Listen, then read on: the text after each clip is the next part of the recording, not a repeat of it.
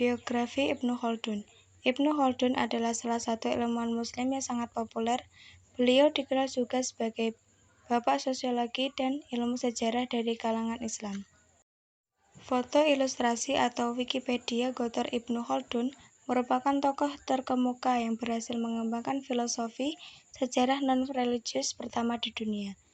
Namun sebagian besar masyarakat di seluruh dunia mengenalnya sebagai bapak sosiologi dan ilmu sejarah dari Islam. Meskipun ia hidup pada ratusan tahun yang lalu, kisah hidupnya telah didokumentasikan dengan baik. Dalam riwayatnya, ia tercatat sebagai seorang tokoh yang memiliki banyak informasi yang dapat dipercaya. Pemilik nama lengkap Ibnu Zaid Abdurrahman Ibnu Khaldun lahir di Tunis pada 27 Mei 1332. Ia berasal dari keluarga terpandang yang dapat menikmati pendidikan di masa mudanya dengan baik. Namun kenikmatan itu berakhir usai orang tuanya meninggal pada saat wabah hitam melanda Tunis pada tahun 1349. Sehingga ia harus berjuang sendiri untuk membangun dirinya dalam berkarir. Pada usianya yang ke-20 tahun, ia diberi jabatan di Istana Tunis dan kemudian menjadi sekretaris Sultan Maroko di Fez. Namun di akhir tahun 1350-an, dia dipenjara selama 2 tahun karena dicurigai ikut serta dalam pemberontakan. Setelah dibebaskan dan dipromosikan oleh penguasa baru, dia kembali tidak disukai dan Ibnu Khaldun memutuskan untuk pergi ke Granada. Sesampainya di sana, ia bekerja untuk Perdana Menteri Granada bernama Ibnu Al-Khatib, yang sekaligus teman baiknya. Setahun kemudian, dia dikirim ke Seville untuk membuat perjanjian damai dengan Raja Pedro I dari Kastilia. Setelah menjalankan tugas tersebut, desas-desus ketidaksetiaan Ibnu Khaldun kepada penguasa Granada berdampak buruk pada persahabatannya dengan Ibnu Al-Khatib. Atas kejadian itu, Ibnu Khaldun kembali berpindah menuju Afrika dan bekerja di berbagai pos administrasi. Pada tahun 1375, Ibnu Khaldun mencari perlindungan dari lingkungan politik yang penuh gejolak dengan suku Aulad Afif. Mereka menempatkan Ibnu Khaldun dan keluarganya di sebuah kastil di Aljazair, di mana dia menghabiskan 4 tahun menulis Muqaddimah. Tidak berselang lama, ia pun kembali ke Tunisia dengan tujuan untuk menetap di sana. Namun tujuannya mengalami kegagalan lantaran penguasaan dari tanah kelahirannya itu mendorongnya untuk pergi lagi. Berbekal pendidikannya yang tinggi, Ibnu Khaldun pun berpindah ke Mesir dan mencoba mengajar di perguruan tinggi Qaumiyah di Kairo. Berkat pengalaman dan kedalaman ilmunya, ia pun diangkat menjadi Hakim Ketua Ritus Maliki, salah satu dari 4 ritus Islam Sunni yang diakui. Saat berada di Mesir, sebagian besar waktunya telah digunakan untuk mengajar dan melakukan berbagai penelitian. Selain itu, Ibnu Khaldun juga melakukan ziarah ke Makkah dan 2 perjalanan ke Damaskus, yang mana kedua perjalanan tersebut disebabkan oleh kampanye Faraj melawan Tamerlan pada tahun 1400. Tamerlan pun pernah mengundang Ibnu Khaldun untuk mengunjungi kampanyenya. Sebagian besar percakapan keduanya berkutat pada isu kondisi politik Mesir dan Maghrib. Sisa perjalanan hidup dari Ibnu Khaldun memang relatif lancar. Dalam kisahnya, ia meninggal pada tahun 1406 dan dimakamkan di salah satu pemakaman gerbang utama. Yang kedua, ilmu yang dipelajari dan penemuannya. Masa pendidikan ini dilalui Ibnu Khaldun di Tunisia dalam jangka waktu 18 tahun, yaitu antara tahun 1332 sampai 1350 Masehi. Ibnu Khaldun mengawali pendidikannya dengan membaca dan menghafal Al-Quran, seperti kebiasaan yang membudaya pada masanya. Pendidikan Ibnu Khaldun dimulai pada guru pertamanya, yaitu orang tuanya sendiri. Kemudian barulah beliau menimba berbagai ilmu dari guru-guru yang terkenal pada masanya sesuai dengan bidangnya masing-masing. Misalnya, mempelajari bahasa Arab dengan sastranya, Al-Quran dengan tafsirnya, hadis dengan ilmunya, ilmu tauhid, fikih, filsafat, dan ilmu berhitung. Menurut Ibnu Khaldun, Al-Quran ialah sebagai pendidikan awal dan menjadi landasan dalam konsep Islam. Al-Quran adalah bagian yang paling penting dalam kehidupan seorang Muslim, karena merupakan sumber utama pengetahuan dan bimbingan bagi manusia. Beberapa gurunya yang berjasa dalam perkembangan intelektualnya. Yang pertama, Abu Abdullah Muhammad ibnu Sa'ad bin Bural al-Asari dan Abu al-Abbas Ahmad bin Muhammad al-Batani dalam ilmu Al-Quran. Abu Abdullah bin Al-Khusyar dan Abu Abdullah Muhammad bin Bahar adalah ilmu gramatika Arab, bahasa Arab. Samsudin Muhammad bin Jabir bin Sultan Al-Wadiyashi dan Abu Muhammad bin Abdul Muhaimin Al-Hadrimi dalam ilmu hadis. Abu Abdullah Muhammad Al-Jiyani dan Abu Al-Khashim Muhammad Al-Khashir dalam ilmu fikih.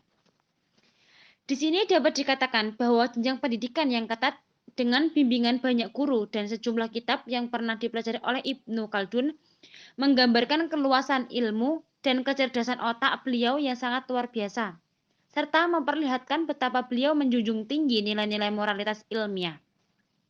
Hal ini juga menunjukkan bahwa Ibnu Khaldun adalah orang yang memiliki ambisi tinggi yang tidak puas dengan satu disiplin ilmu saja, pengetahuannya begitu luas dan bervariasi. Setelah menguraikan tentang masa pendidikannya, berikut ini akan dibahas mengenai hasil karya-karya Ibnu Khaldun. Sebenarnya Ibnu Khaldun telah menghasilkan berbagai banyak karya, namun banyak dari karya-karya tersebut yang belum ditemukan ataupun yang tidak diterbitkan sama sekali. Meskipun Ibnu Khaldun hidup pada masa di mana peradaban Islam mulai mengalami kehancuran, akan tetapi beliau mampu tampil sebagai pemikir Muslim yang kreatif dan melahirkan pemikiran-pemikiran besar dalam beberapa karyanya. Karya-karya Ibnu Khaldun yang banyak dibahas para ahli sampai saat ini ialah Al-Ibar, Muqaddimah, dan Al-Ta'rif. Sebenarnya, kitab Muqaddimah dan Al-Ta'rif adalah bagian dari kitab Al-Ibar yang terdiri dari 7 jilid. Muqaddimah merupakan pengantar Al-Ibar dan Al-Ta'rif merupakan bagian penutupnya. Adapun penjelasan mengenai kitab Al-Ibar yang terdiri dari 7 jilid besar tersebut ialah sebagai berikut. Yang pertama, jilid pertama disebut dengan kitab Muqaddimah. Kitab pertama Muqaddimah ialah bagian pertama dari kitab Al-Ibar yang membahas tentang masyarakat dan gejala-gejalanya seperti pemerintahan, kedaulatan, kekuasaan.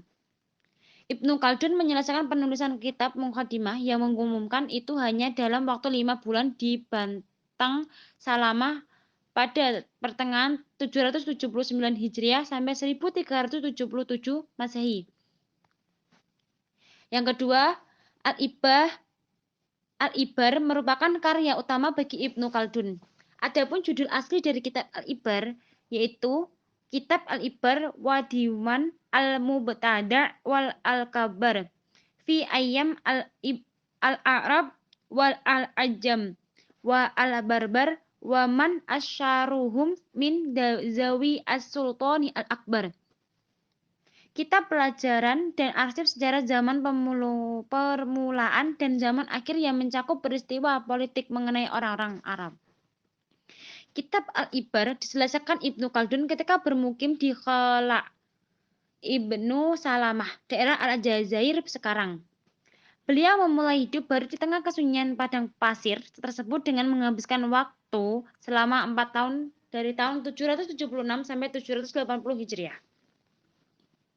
Yang ketiga, kitab ketiga yang terdiri dari 2 jilid ini berisi tentang sejarah bangsa Barbar dan suku-suku yang termasuk di dalamnya, seperti suku Zanata, Nawatah, Mashmudah, Baranis, serta asal-usul dan generasinya. 3 karya di atas, terutama Muqaddimah, menjadi Ibnu Khaldun sebagai salah satu ilmuwan dunia yang pemikirannya terus mengembara dan berpengaruh hingga kini. Seperti Lubah al-Muhassal fi Usul ad-Din, yang kedua Syifa al-Syail li Tahzih al-Masail, yang ketiga Burdah al-Busyairi, yang keempat buku kecil sekitar 12 halaman yang berisikan keterangan tentang negeri Maghribi atas pemerintahan Timur Leng ketika mereka bertemu di Syiah. Pengaruh ilmu dan tokoh tersebut terhadap peradaban Islam dan dunia. Ibnu Khaldun adalah seorang tokoh historiografi, sejarawan, dan sosiolog Muslim yang hidup pada abad ke-14. Pemikiran dan karya-karyanya memiliki pengaruh yang signifikan terhadap peradaban Islam dan dunia menurut ilmu filsafat. Berikut adalah beberapa pengaruhnya. 1. Kontribusi dalam ilmu sejarah. Ibnu Khaldun dianggap sebagai salah satu bapak ilmu sejarah modern. Pemikirannya tentang sejarah dan metode penelitian sejarah memberikan kontribusi penting dalam mengembangkan ilmu sejarah. Ia memperkenalkan konsep sejarah sebagai ilmu yang mempelajari perubahan sosial dan mengemukakan teori tentang siklus peradaban. 2. Teori sosiologi. Ibnu Khaldun juga dianggap sebagai salah satu bapak ilmu sosiologi. Pemikirannya tentang dinamika sosial dan faktor-faktor yang mempengaruhi perubahan sosial menjadi dasar bagi pengembangan ilmu sosiologi. Ia memperkenalkan konsep-konsep seperti asabiyah atau solidaritas sosial dan umron atau peradaban yang mempengaruhi hubungan sosial dalam masyarakat. 3. Pengaruh dalam pemikiran berat.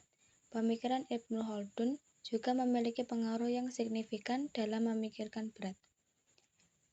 Banyak pemikiran berat, terutama pada masa Renaissance, terinspirasi oleh pemikiran dan karya-karyanya Ibnu Khaldun. Konsep-konsepnya tentang sejarah, sosiologi, dan peradaban menjadi sumber inspirasi bagi pemikir berat dalam mengembangkan pemikiran mereka. Pengaruh Ibnu Khaldun terhadap peradaban Islam dan dunia menurut ilmu filsafat ini membuktikan bahwa pemikirannya memiliki relevansi yang kuat dalam memahami perubahan sosial, sejarah, dan dinamika masyarakat. Karya-karyanya menjadi warisan berharga dalam mengembangkan ilmu pengetahuan dan pemikiran masyarakat. Grafik penutup serta quotes dari Ibnu Khaldun. Quotes Ibnu Khaldun. Ibnu Khaldun pernah mengatakan, peradaban itu seperti tubuh manusia. Jika telah mencapai puncak kesehatannya, mulai menua dan rentan terhadap pemunduran.